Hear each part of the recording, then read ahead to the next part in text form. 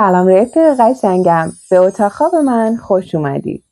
امروز توی دنیای ساراورس قراره با هم دیگه یکی از استعدادهای نهفته این جانب رو کشف بکنیم. من آخه یه استعداد نهفته دارم، سالهام هست دارم روش کار میکنم، واقعا پشت کار دارم توی این زمینه. استعداد منم اینه که میتونم همه اون وسایلی رو که به درد هیچ احدی نمیخوره بخرم و همینجوری انبار کنم. امروزم قراره با هم دیگه دونه دونه آیتماشون رو نگاه کنیم و به تباه بودن من پی ببریم. پس تو این ویدیو با من همراه باش.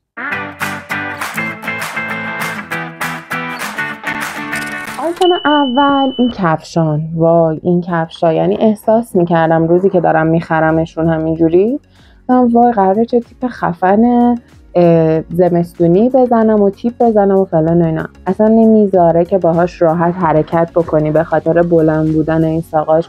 وقتی یعنی بار اول که پوشیدمش تو خونه حس اینو بهم میداد که باغبونی چیزیه، همینجوری نمونده. ببین حتی کفش رو استفاده هم نشده. آیتم بعدی که یکی دیگه از تباه ترین خریدای منه، این دوتا آیتمه که من قبلا هر جفت اینا رو یه بار داشتم، استفاده کردم و کاملا از باش خبر داشتم. این سری اومدم از یکی از سایت های آنلاین معتبری که هممون احتمالا یکی دو بار ازش خرید کردیم، ولی خب اسمش رو اینجا نمیگم دیگه. من از اون سایت سفارش دادم و نگم واسه این که اصلا بوی ترشیدگی میده، انقدر مزخرفه. این یکی هم الکل صنعتیه، برای ضد عفونی میتونیم استفاده کنیم. البته ما چون ریسکی بود که نمیدونستیم مثلا چه جور موادی داخلش، حتی واسه ضد عفونی کردن ازش استفاده نکردیم. بعدی کدوم تباه همون نشون بدم؟ یکم مزخرف ترین خریدای زندگیم این اتکلون بوده. ببین یعنی اگه بخوام بگم اعتماد کردن به مردم تو زندگی من چجوری معنی شده، 1000 از 100. یعنی بدون این که هیچ تحقیقی بکنم، هیچ کاری بکنم، اعتماد میکنم به حرف مردم و به خاطر همون میرم ته چاه قشنگ. و شک نکن. یه دونه به پیج دیدم تو اینستا که میگفت اگر میخوای یه خانم شیک و با وقار باشی و همه جا اسم اتکلونتو بپرسن، این اتکلونه رو بزن که احتمالا خیلیاتونم توی ویدیوهای مختلفی ماما میا ماما شیطان کاچلا دیدینه.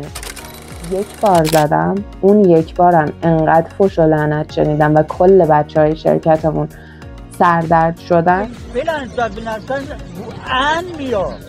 که از همون روز تا الان همینجوری مونده. تازه خاکم نظر روش نشسته، باید گردگیریش میکردم قبلش. یادم را مورد بعدی این دوتا دفتره که یکیش تودو لیسته، فقط صرفا برای اینکه روش ماه داشت خریدم. این یکی هم که فقط و فقط به خاطر اینکه یه دفتر رنگی پنگی بود و میتونستم مثلا همه روزای هفته تو چیز بنویسم، دریغ از این که من تو این یک کلمه نوشته باشم. بعدی این قابه توی تئاتر شهر از این بساطیا. چند تا از دوستامو من اونجا معطل کردم که فقط تو رو خدا وایسید بگرده اینو پیدا کنه، من میخوامش. فقط واسه این آتو آشغالایی که روش داره گرفتمش و در نهایت همینا انقدر گوشی رو دستتو سنگین میکنه و جلوی دست و پاتو میگیره که ترجیحاً هیچ وقت ازش استفاده نمیکنه. بعدی این دوتان که اصلا نگم براتون، اینو که کلن این گلیتره رو یک بار زدم، بهم گفتن شبیه اون دختره‌ای که میگه به نظرت سوپ غذاست.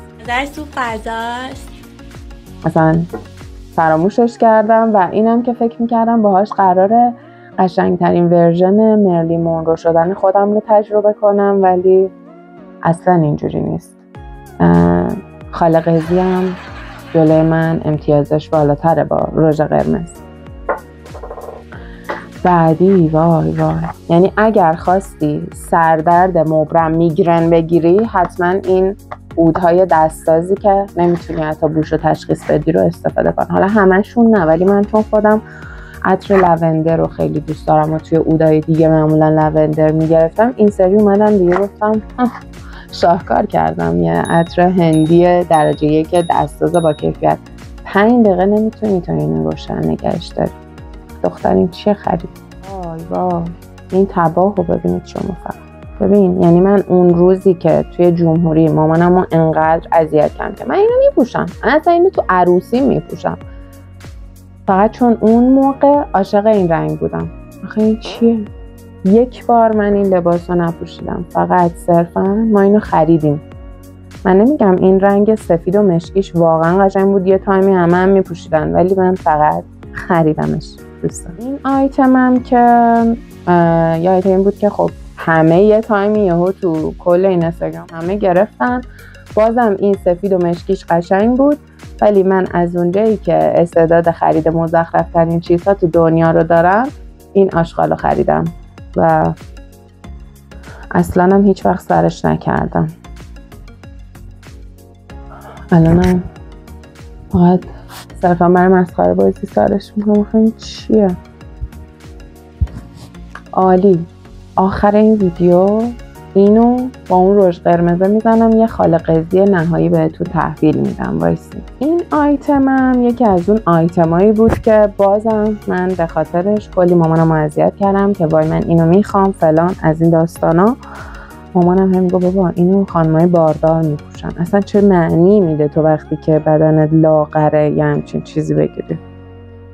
اختیار دارین عزیزا. میگه میشه سارا تخصصی کارشناسی ارشد پاس کردم توی خرید وسایلی که اصلا به دردم نمیخوره. خفاش شب.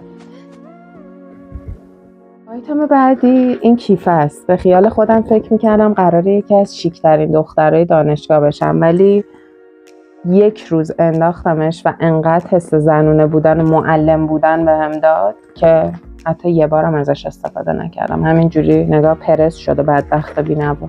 آیتم بعدیم اینه. وای اینم ببین یعنی من یکی دیگه از استعدادهای دیگم به زور مجبور کردن مامانم واسه خریده یه سری از آیتم‌ها تو بچگی بوده. یعنی پامو میکردم توی یه کفش که الا و للا من اینو میخوام و مغازه نمیرفتم بیرون تا وقتی که اون آیتمو برام میخریدن.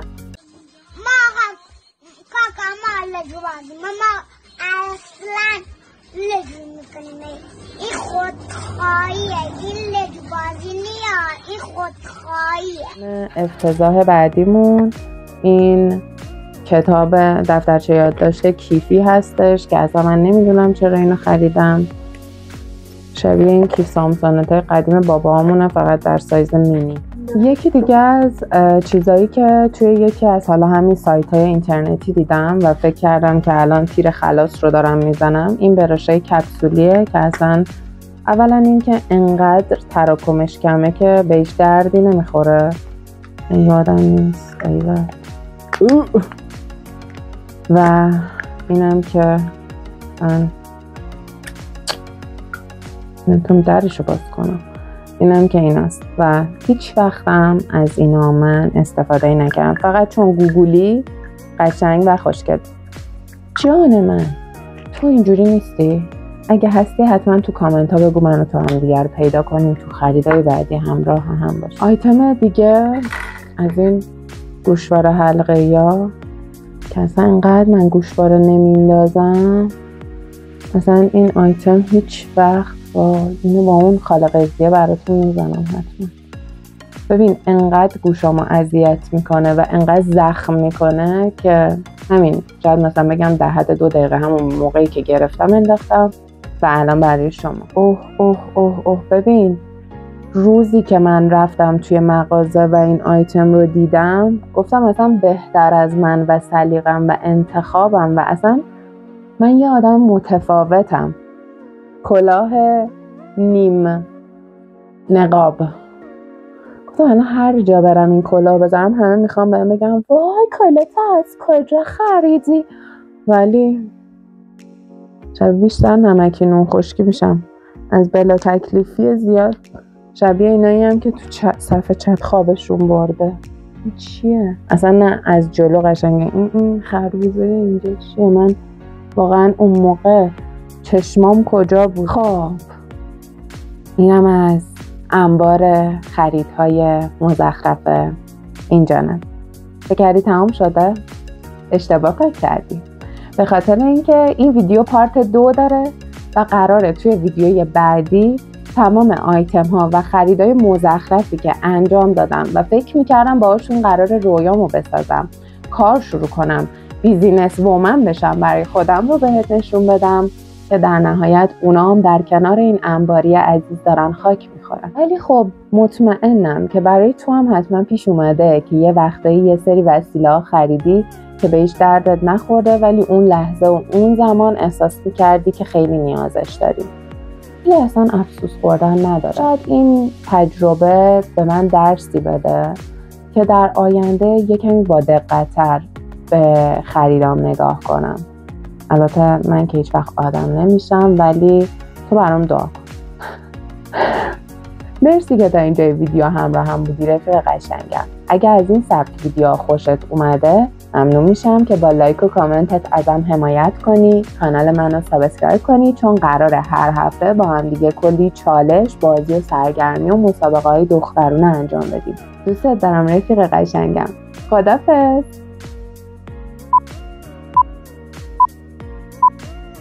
از پشت صحنه اشاره کردن که شما وسط ویدیو مثل این که یه حرفی زدین که تهش اینو قراره بپوشید. چشم، ما هم آیتم های قشنگی رو که خریدیم و براتون میپوشیم تا ببینید که اولین بار دارم ازشون استفاده میکنم. عالی. من اگه بفهمم اون روزی که فکر میکردم و اینا رو خریدم چه تفکراتی تو سرم بود. خیلی خوب.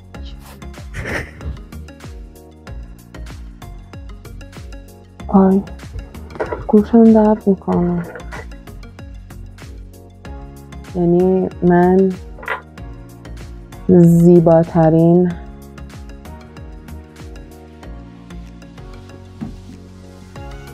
خالقزی دنیا.